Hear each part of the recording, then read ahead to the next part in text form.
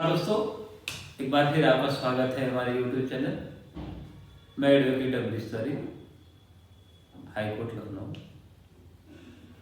दोस्तों, जैसे कि आज का मेरा टॉपिक है, कई दोस्तों का कमेंट आया कि यदि कोई प्रॉपर्टी जॉइंट फैमिली के जॉइंट प्रॉपर्टी है, उसमें कई हिस्सेदार हैं और कोई एक व्यक्ति, जैसे कि 4 भाई हैं, 4 भाई चारों लोग का नाम है, प्रॉपर्टी बटी नहीं, आप तीसरे व्यक्ति के इसमें किसी का एक को हिस्सा ही नहीं मिला है और वो व्यक्ति हिस्सा पाया नहीं और प्रॉपर्टी है वो लोग सेल कर रहे हैं, उसके कुछ हिस्से कहाँ हैं कुछ पता ही नहीं। ऐसी कंडीशन में यह जमीन बिक जाएगी तो अगले व्यक्ति के साथ बहुत नुकसान हो जाएगा कि भाई उसको जमीन कहाँ मिलेगी अगर सब जमीन बिक जाएगी, या उसका हिस्सा किस लोकेशन पे किस जगह पे है। तो ऐसी कंडीशन में क्या वो व्यक्ति उस जमीन को सेल करने से बेच सकता है, सेल करने से रोक सकता है? तो हाँ दोस्तों, ऐसा एक आपके पास कानूनी हथियार है कि आप उसका उपयोग कर सकते हैं कि वो प्रॉपर्टी सेल ही ना हो।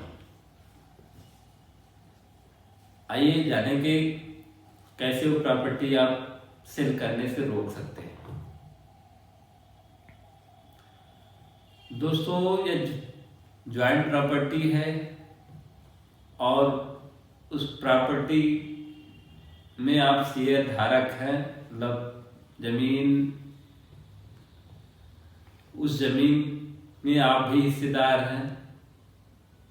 जैसे मैंने कहा चाहिए 4 लोग हैं, 4 लोग हैं तो सबके पास 1/4 जमीन जाएगी चारों भाइयों में। यदि आप 1/4 के हिस्सेदार हैं और जमीन कोई बेच रहा है और जमीन बेच रहा है जब तक जमीन का बंटवारा हो नहीं गया है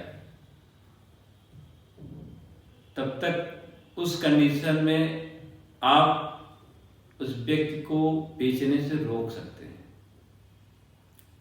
और रोकने का उपाय है कि आप एक पार्टीशन सूट फाइल कर दीजिए।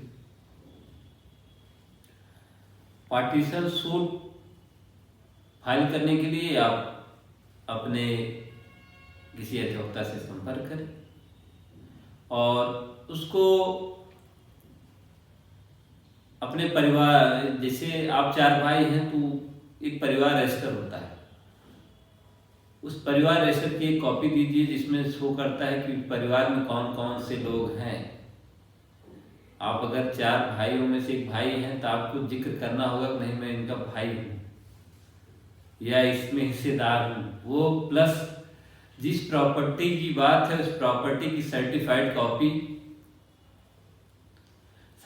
कॉपी ये नहीं है, कोई जमीन रजिस्ट्री की हुई जमीन है, खरीदी हुई जमीन है, ऐसी कंडीशन में आप रजिस्ट्री ऑफिस से एक सर्टिफाइड कॉपी ले सकते हैं और परिवार रजिस्टर की नकल लगाकर आप एक पार्टीशन सूट फाइल कर सकते हैं।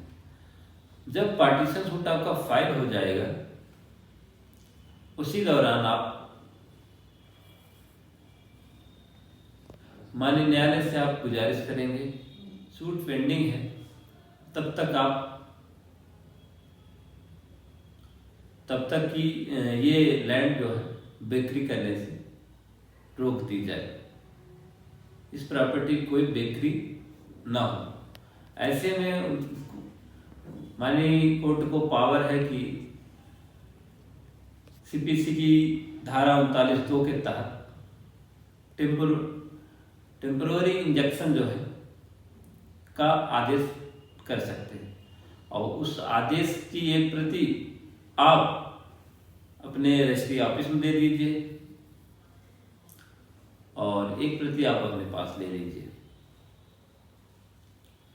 जनरली 90% केसों में इंजेक्शन ऑर्डर मिल ही जाता है। इस कंडीशन में आप जिक्र करेंगे कि जॉइंट प्रॉपर्टी है और लोग उसको सेल कर रहे हैं, और जब ये प्रॉपर्टी सेल हो जाएगी तो आपका जो है लॉस हो जाएगा।